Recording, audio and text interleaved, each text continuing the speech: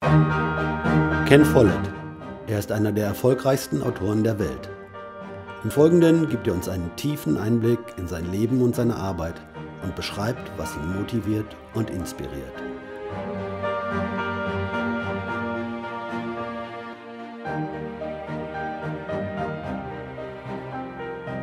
Most of what I need for my research I find in books.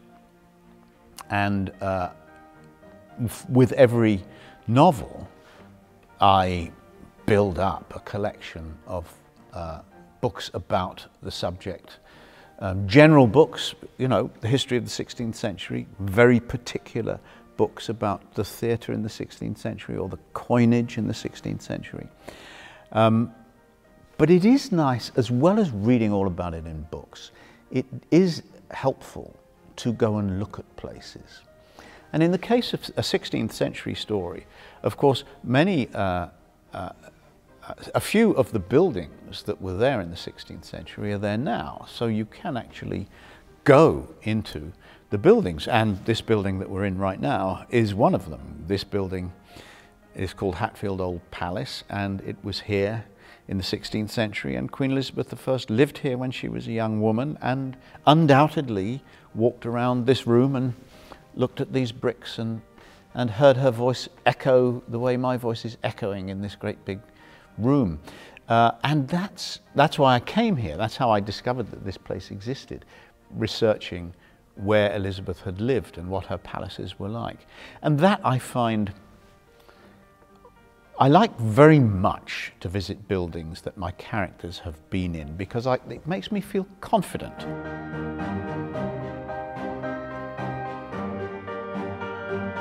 I have to discover, of course, what really happened in history. And then the question is, do we know who did this? So, for example,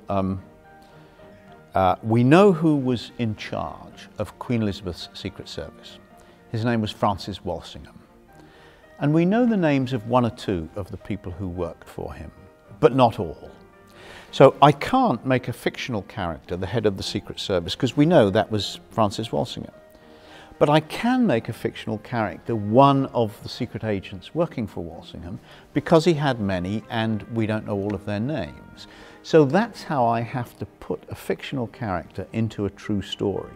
The fictional character has to do things that happened in real life, but we don't know the name of the person who did them. And that way, the reader can be confident that if he's reading about a real historical character, then everything he reads is true. And if he's reading about a fictional character, then what he's reading comes from my imagination.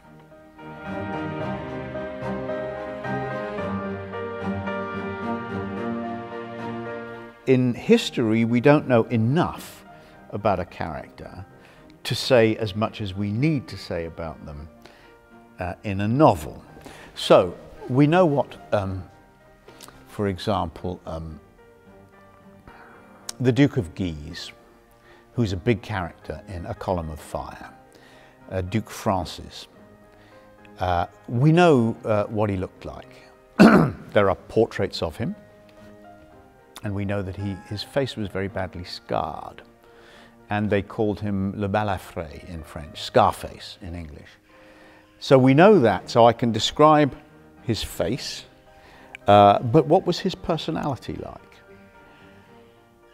We know that he was a very strong personality, but then based on what little we know about him, I then have to create a human being who moves around in the story. He's dressed and he speaks and he relates to people.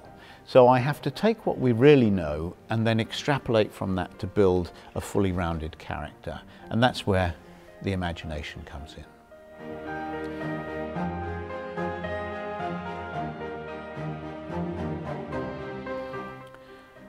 You know, I read something in a history book or in a magazine, or I come to an ancient building and look around just for pleasure. And suddenly I think I could tell a story about that. And it might be a war, A typical example is learning that Queen Elizabeth I set up the first Secret Service. That was the moment when I thought I could write a story about that.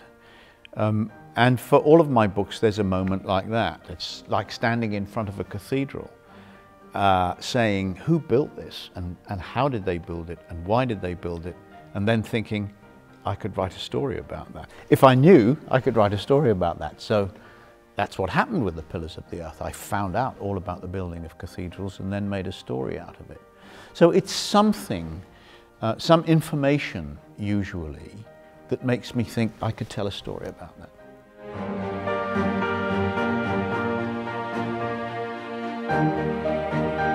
I'm beginning to think that there is a theme running through all of my historical novels. And it's this. The world we live in as Europeans or North Americans is a world of freedom. And this is very unusual. Most countries in the world are tyrannies today, and in history, nearly all countries have been tyrannies. So the curious thing is, how did freedom happen? After all, if somebody's in power, he might as well steal everything. And why shouldn't they? They've got the power to do it. It must be very tempting. So freedom and democracy, this kind of society, is a kind of miracle. And I think, how did that happen? How did that happen? It's amazing. And it's at the Pillars of the Earth, of course, Prior Philip represents not democracy and not really freedom, but he represents justice as against William Hamley, who's the noble man. And in World Without End, the conflict is about truth, scientific truth as against biblical superstition. And in A Column of Fire, we're talking about religious freedom, which is the first freedom that people fought for. Before anybody ever thought of freedom of speech or voting, they wanted freedom of religion. So I'm always interested in every historical period in the people that fought for some kind of more civilized life, and the people who fought against them, and the ways in which every now and again, by a miracle, society became a little more just and a little more free.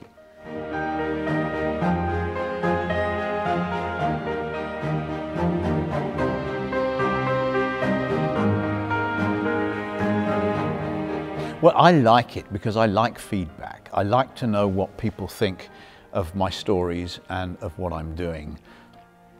And you get a lot of that. You get more of that with social media than we ever did before.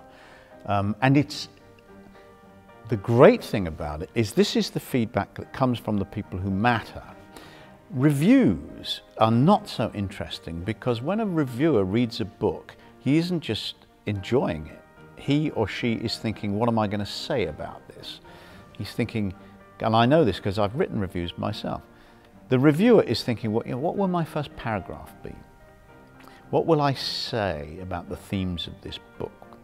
What will my last paragraph be, the sign-off of the piece? And so that's not a very interesting reaction to the author. But when somebody has been into the shop and picked the book and paid money for it and read it and tells you whether they liked it or not, that's really interesting.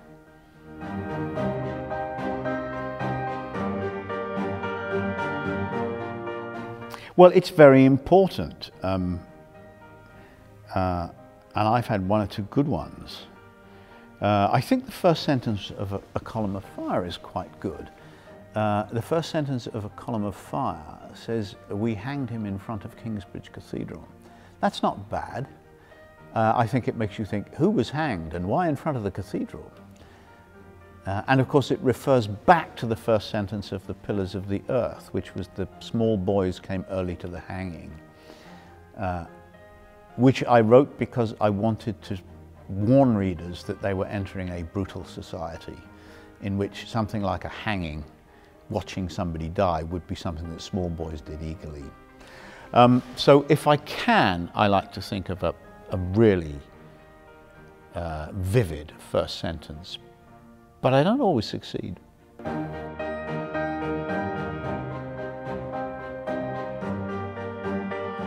The important thing in a novel is that the reader is emotionally engaged with the story. So the reader must care about what is happening to these people. When the people in the story are sad, the reader must feel sad. And if tears come to the reader's eyes, so much the better. When they're in danger, the reader must feel scared and, if possible, sit on the edge of the chair like this. When somebody is hurt in the story, I want the reader to feel vengeful and feel, I hope that guy gets his comeuppance for doing this. So it's the emotional reaction. If the reader is feeling emotional about what's happening in the story, then the reader will keep turning the pages. And that's what we love as readers. As readers, we love the sense of getting so lost in the book that we forget what's around us. And we sort of forget that we're reading. What's happening is the story. And that's when that happens, you have a successful book. When that happens, you have a bestseller, in fact.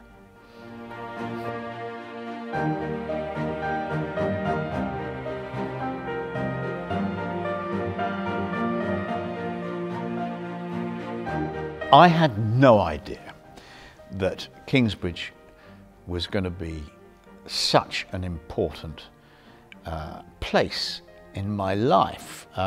If I'd known that, I would have thought of a better title, actually, for the town, a better name for the town.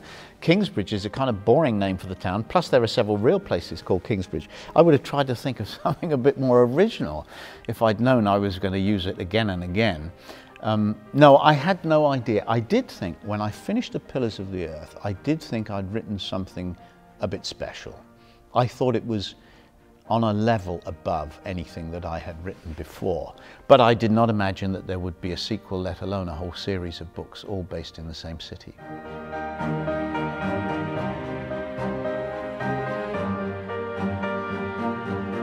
You know, my main wish is to be able to carry on doing this. And successfully, to carry on pleasing readers as I've pleased them so far. That's the main thing I want to do in my profession. Of course, it's nice to have TV series and movies made of my books, and it's nice to win prizes. I'm very pleased to have won some prizes, but the main thing is that I want to carry on writing, and I want to carry on getting those emails and tweets that say, I just read this Ken Follett book and it's great.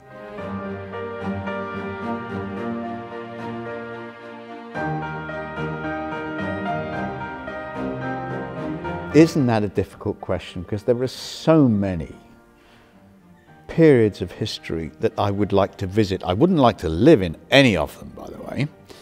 But yes, and I suppose I would go back to, I would go to Canterbury Cathedral in about 1173, when they were building the cathedral, and spend a day with the masons and watch what they do. That would be my one-day visit to the past.